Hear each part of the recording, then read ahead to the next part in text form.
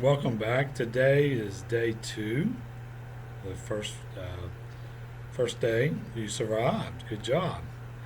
This is unit three. We'll do PowerPoint, do some videos, and possibly get to unit four today. Hopefully, if not, we'll go to another video. Give me a few minutes to set the camera back up, and I'll be with you shortly. Welcome back. This is Unit 3, the PowerPoint, and like I said previously, we will do the little small video clips that are associated with Unit 3.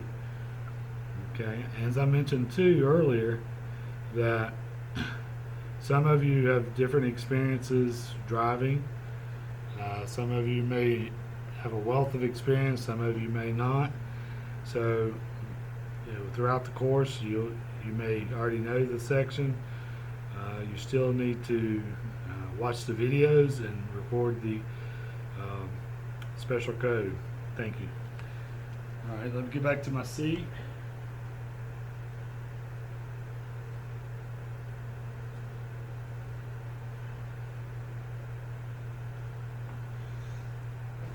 All right, understanding vehicle control. Steering and stopping, starting, steering, and stopping. Starting the engine and moving forward. Most of you probably know that. Steering, we'll talk a little bit about steering. Curbside, pull up. Stopping the vehicle and securing it. Backing the vehicle. As I said in the last unit video, the little blue, we'll skip those slides because that's part of the video. Now, obviously, starting the engine, you want the car in park with a P. Turn the ignition clockwise. Some of you have the fobs, and like I said, my car still has the ignition. Some of you have the ignition as well. Turn on lights if you so desire. Some people do have running daylights, and that's fine. Day headlights. Moving forward, you want to have the foot on the brake and shift the car to D or drive, and then gently take your foot off the brake and press the accelerator. Steer as needed. Obviously, if you need to steer, then go ahead. 3 levels of acceleration. Engine acceleration, or what I call coast, or light acceleration. Aggressive, if you have to hit the gas pretty hard and get out of the way. Steering. Hand position. The DMV, the North Carolina Department of Vehicles, will require 10 and 2. There will be an exam given, and there's one question on the exam that's asked that same question, and I'll accept 9 and 3 or 10 and 2. The DMV does not like the idea of 8 and 4. 10 and 2, yes, that's their preference. That's what you'll be graded on. 9 and 3, but 8 and 4 in the North Carolina Department of Motor Vehicles, 8 and 4 is too low. Hand position, we'll go over push pull, hand over hand. So it's a little easier to see the videos and to see the PowerPoint. Hand over hand.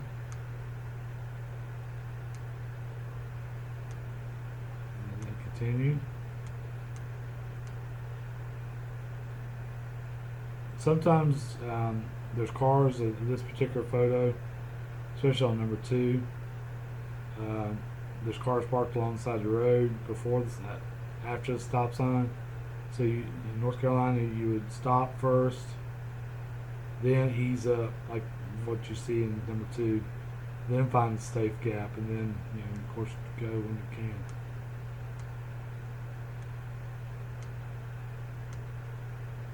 Stopping, 3 levels of braking: coasting, controlled, threshold, how to stop, check your mirrors from behind and to the sides, ease up off the accelerator, gradually push the brake,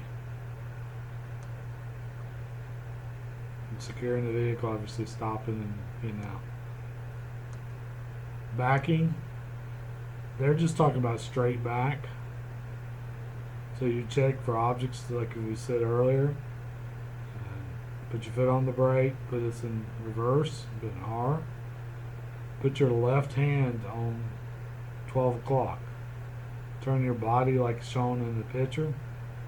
A lot of times people use their right arm and a right hand and put it over the headrest of the passenger, and that way their body it makes their body turn enough to where they can see.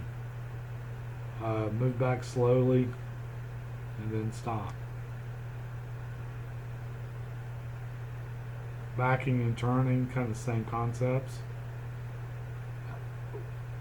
Check, before and after, make sure nothing's behind you.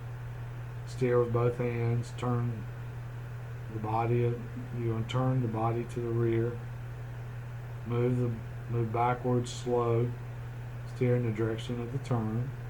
Check the front some and the back, kind of stop, double check everything. One thing with backing, just go super slow. We'll talk a lot about parking to start with, but one thing with backing, if you're going slow, you have time to react. If there's a kid that would come across, a pedestrian or a dog or a cat, you have time to stop. So what I normally do is I keep my foot on the brake the entire time. The car will coast or roll back or glide back, however you want to say it, about 3 miles an hour, 2 or 3 or 4 miles an hour, and that's plenty fast enough to get out of the parking space. Cars are so expensive now, you don't want to back up too fast, because if you were to damage a car, your insurance would go up and it'll be really costly. Okay, so what we're going to do is I want to show you what I call the 3 phases of braking. Mainly the braking part of it. So give me a minute to get us to the whiteboard and we'll resume this video.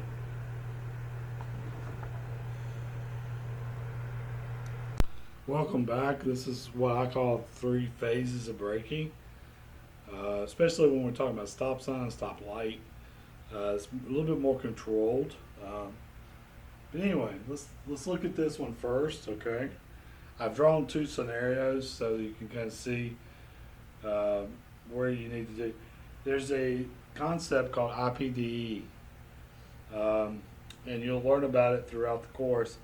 Basically, it's common sense stuff. It's identify, okay, I've identified as a stop sign. I've predicted in my mind I'm going to probably have to stop at a stop sign, right? It's a law. It's a regulatory sign, as we mentioned in previous videos. Okay? I've decided or determined when I'm going to have to stop. That's what I'm going to try to help you with. And then I'm going to execute the stop. By me executing the stop, that's the IPD process. Okay? So, let me give you a minute to to draw.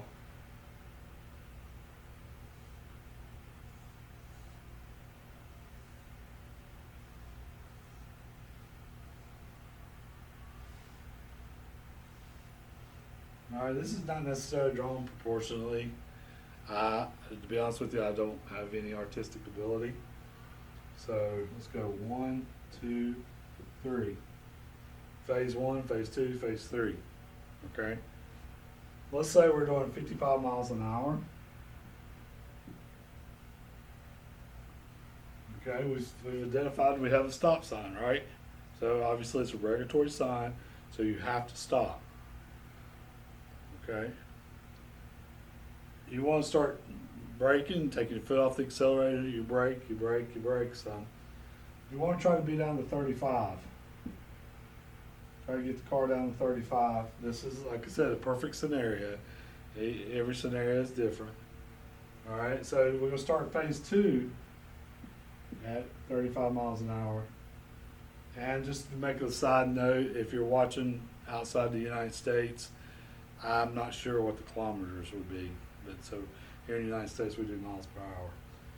Okay, so we start the phase 2 at 35. Well, you're going to try to get it down to 15 here. Okay, so you're going to apply the brake a little bit more, Those who will be riding with me shortly after this virus is over, you'll hear me say brakes, give me more brakes, more brakes, more brakes, and that's what we're trying to do. We're trying to slow it down. Okay, we're going to start phase 3 at 15 miles an hour. We're close to it once again. It's a perfect scenario. And then obviously when we get down here, we want to be at 0, obviously, because we got to stop. But if we could get down to maybe 5 miles an hour here, okay, then you can just kind of coast up to the line, or what I call crawl up to the line. When you're a baby, you crawl before you can walk. Obviously, crawling sometimes takes a little longer and is a little slower. So if you're at 5 miles an hour and you get distracted for whatever reason, you've got time to react. Okay? So, and then kind of ease up to the line or crawl up to the line, stop, and do what you're supposed to do legally. Okay? That's in the perfect world. Okay? If you look over here at this next example, let's say there's a car here that stopped. Okay?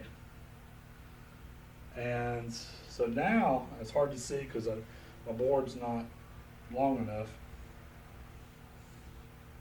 So now we need to be at 35. Let's say we're at 55 here. Okay? 35 to 15. These are miles per hour. And you start 15 miles an hour, you get to 5 and then 0. In other words, phase 1, phase 2, phase 3, miles per hour, miles per hour, miles per hour, miles per hour, miles per hour. And I can't write that low.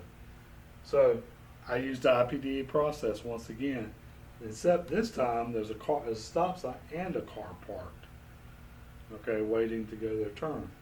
So that means I have to think, and I've identified there's a car and a stop sign.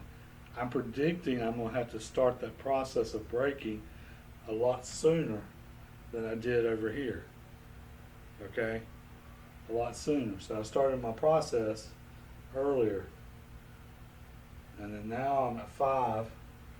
And if I were to accidentally bump into somebody, you know, it's not going to cause as much damage or potential injuries. Okay? That's kind of the 3 phases of braking that I've come up with. Okay, 55 to 35, 35 to 15. So you're doing about 20 miles an hour, 15 to 20 miles an hour each phase to kind of slow down. Okay, the videos that we will watch later on concerning this, they don't really tell you the details of it as good as this phase does. Once again, if there were another car, let's just say right here.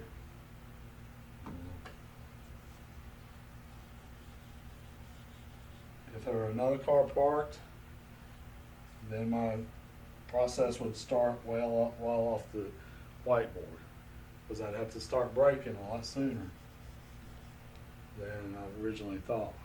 Okay, because then I need to be at 0.